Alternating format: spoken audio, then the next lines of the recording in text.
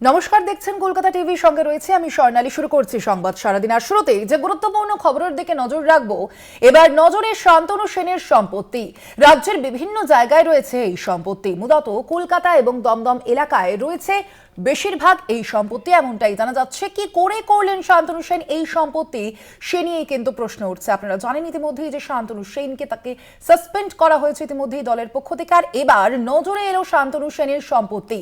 রাজ্যের বিভিন্ন জায়গায় রয়েছে এই সম্পত্তি এবং যেমনটা জানানো হয়েছে যে মূলত কলকাতা এবং দমদম এলাকায় রয়েছে বেশিরভাগ সম্পত্তি। আমরা সম্প্রতি একেবারে দেখলাম যে শান্তনু সেনকে সাসপেন্ড করা হয়েছে, বিভিন্ন অভিযোগ রয়েছে তার বিরুদ্ধে। আর এবার শান্তনু সেনের সম্পত্তি নজরে। আমরা এই বিষয়ে আরো বিস্তারিত জানবো। আমাদের সঙ্গে নিউজ রুম থেকে রয়েছেন আমাদের বিশেষ প্রতিনিধি দীপ্তিমান ভট্টাচার্য। দীপ্তিমান দা, এখনো পর্যন্ত কি জানা যাচ্ছে শান্তনু সেনের এই যে সম্পত্তির কথা উঠে আসছে, এবার নজরে শান্তনু সেনের সম্পত্তি, সে প্রসঙ্গে কি কি খবর পাওয়া যাচ্ছে?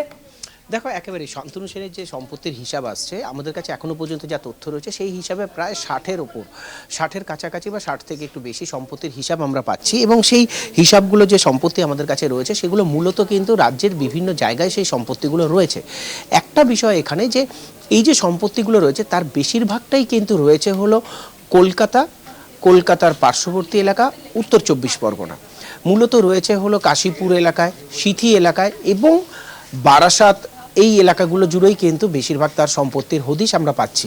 এবং এগুলো এর ভেতরে যেরকম সম্পত্তির মধ্যে যেরকম ভাগ থাকে সেরকম জমি রয়েছে অনেক জায়গায়, কোথাও 10 কাঠা রয়েছে, কোথাও 7 কাঠার মতন জমি রয়েছে।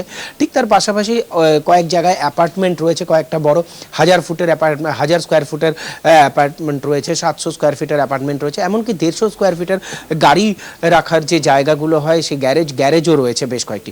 এরকম বেশ কয়েকটি হদিশ আমাদের কাছে এসছে। এবং এখানে যেগুলো দেখা যাচ্ছে, যেরকম আমি এখন একটা বলছি যে শান্তনু সেনের নামে রয়েছে, যেটা হচ্ছে হলো উত্তর 24 পরগনার সিথিতে রয়েছে। সেই সিথির যেটা রয়েছে সেটা কিন্তু রয়েছে মূলত তার তিনি কিনেছেন 2012 সালে, অর্থাৎ 12 সাল থেকে আমরা দেখছি যে তার প্রপার্টির কিন্তু এগুলো 12 সাল রয়েছে, তারপরে 13 সালে রয়েছে।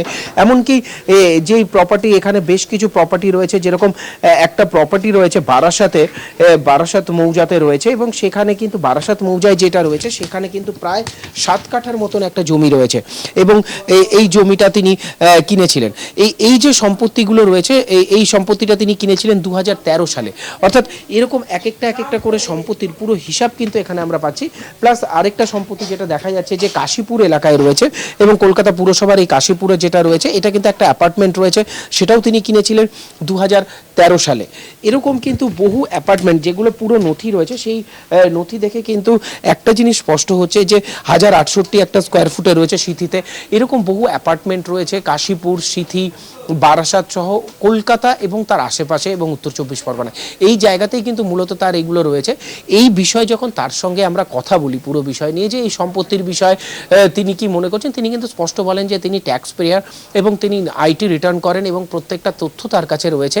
সুতরাং তিনি তথ্য দিয়ে বলছেন যে তার এই যে সম্পত্তি তিনি করেছেন সেই সম্পত্তি কিন্তু পুরো তথ্য তার কাছে রয়েছে এবং সব কিছুই তার ট্যাক্সে রয়েছে, এটা তার দাবি এবং তিনি এই কথাটা বলেছেন।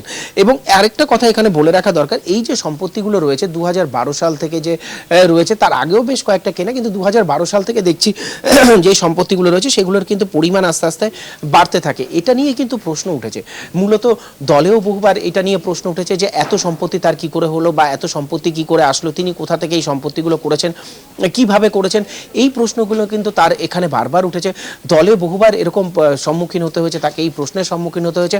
এবার তাকে যখন সাসপেন্ড করা হলো, সেই সাসপেনশনের পেছনের কারণ হিসাবেও কিন্তু অনেকেই মনে করছেন যে এই যে এত সম্পত্তি তিনি করেছেন সেই সম্পত্তিগুলো কি করে করেছেন। যদিও তার বারবার একটা কথা বলেছে, তিনি তার সঙ্গে যখন কথা বলা হয় তিনি কিন্তু স্পষ্ট বলেন যে তিনি সব সম্পত্তি ট্যাক্স পেয়ার এবং ট্যাক্সের আওতায় রয়েছেন এবং তিনি সব সম্পত্তি তথ্যই তার কাছে রয়েছে। স্বর্ণালী, ধন্যবাদ তোমায়। আমরা কথা বলছিলাম, আমাদের সঙ্গে সরাসরি নিউজ রুম থেকে ছিলেন আমাদের বিশেষ প্রতিনিধি দীপ্তিমান ভট্টাচার্য। অর্থাৎ বোঝাই যাচ্ছে যে শান্তনু সেনকে সাসপেন্ড করার পর কিন্তু যেমনটা দেখা যাচ্ছে যে এবার শান্তনু সেনের যে সম্পত্তি, সেই সম্পত্তির উপর নজর রাখা হচ্ছে। রাজ্যের বিভিন্ন জায়গায় রয়েছে এই সম্পত্তি, মূলত কলকাতা এবং দমদম এলাকায় রয়েছে এর বেশিরভাগ সম্পত্তি। এবং যেমনটা জানা যাচ্ছে যে 2012 সাল থেকেই তার সম্পত্তির পরিমাণ ক্রমশ বাড়তে থাকে এবং এবার শান্তনু সেনের যে সম্পত্তি সেই সম্পত্তিও নজরে এলো।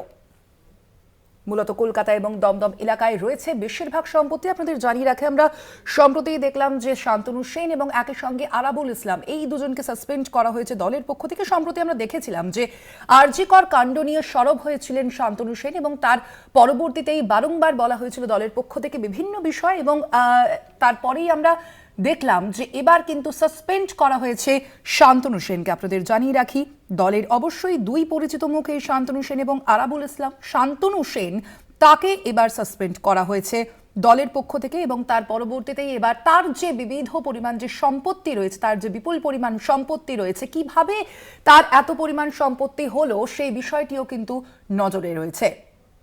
মূলত কলকাতা এবং দমদম এলাকায় রয়েছে এই বিপুল পরিমাণ সম্পত্তি। কি করে করলেন এই সম্পত্তি সে প্রসঙ্গেই কিন্তু প্রশ্ন তুলছে ইতিমধ্যেই সকলে। তৃণমূল কংগ্রেসের মধ্যেকার যে একাংশ তারা যেমন একদিকে প্রশ্ন তুলছেন, তার পাশাপাশি বিরোধীদের প্রশ্নও কিন্তু তেমন। শান্তনু সেনের এত পরিমাণ সম্পত্তি কেমন করে হলো, যদিও শান্তনু সেন যেমনটা জানিয়েছেন যে তিনি কিন্তু ট্যাক্স পে করেন এবং তার বিভিন্ন ক্ষেত্রে বৈধ সম্পত্তি এগুলি দাবি করেছেন শান্তনু সেন।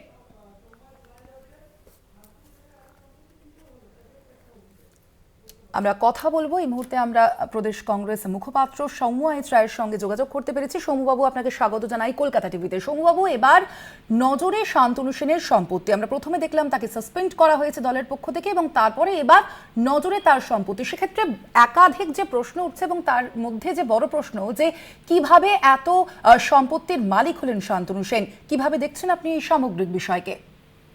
দেখুন, কিভাবে সম্পত্তি তো হয়েছে, কত সম্পত্তি হয়েছে সেটা তৃণমূল এখন মনে করে তো লাভ নেই।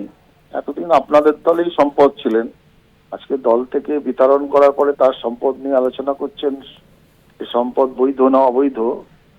আসলে এটা ওই কম্বলের লোম বাছা আর কি। তো শান্তনুবাবু এর উত্তর দিতে পারবেন যে ওনার কত সম্পত্তি বৈধ না অবৈধ, কোথায় কোথায় সম্পত্তি আছে। তৃণমূলের এই অর্থ করি ইত্যাদি সম্পদ, এটা নতুন কথার কি আছে। তো ফলে তৃণমূলের এখন ওই বের করে দেওয়ার পর দেখাচ্ছে আর কি যে আমরা কতটা শক্ত, কত সুন্দর দেখছি, একটা মানুষকে অ্যানালিসিস করছি, তার সবকিছু আমরা বুঝি, এইটা আর কি। আসলে তৃণমূল বোঝাতে চাইছে এইসব বিষয়গুলো, কিন্তু শান্তনুবাবু যতদিন দলে ছিলেন তখন একবারও তো করেননি, তখন রত্ন হিসেবেই ছিল। এইসব বলে এখন আর কোনো লাভ হবে না।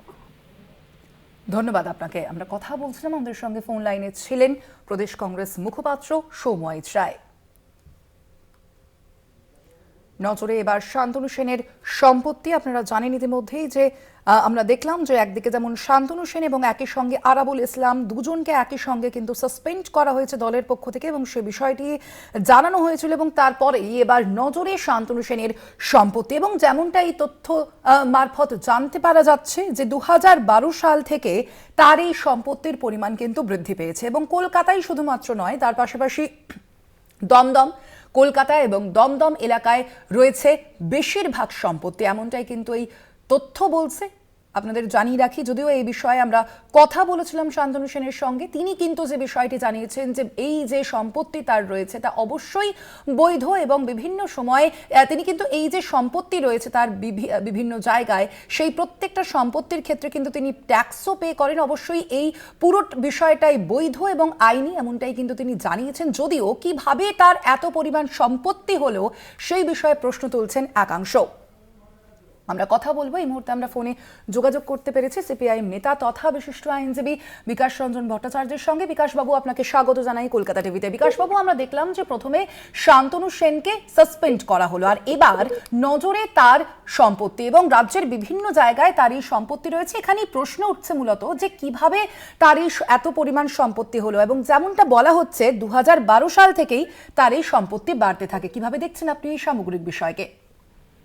প্রথমত শান্তনুকে ওরা সাসপেন্ড করেছে, মাসখানেকের মধ্যে সম্পত্তি ফিরিয়ে নেবে, চিন্তার কোনো কারণ নেই।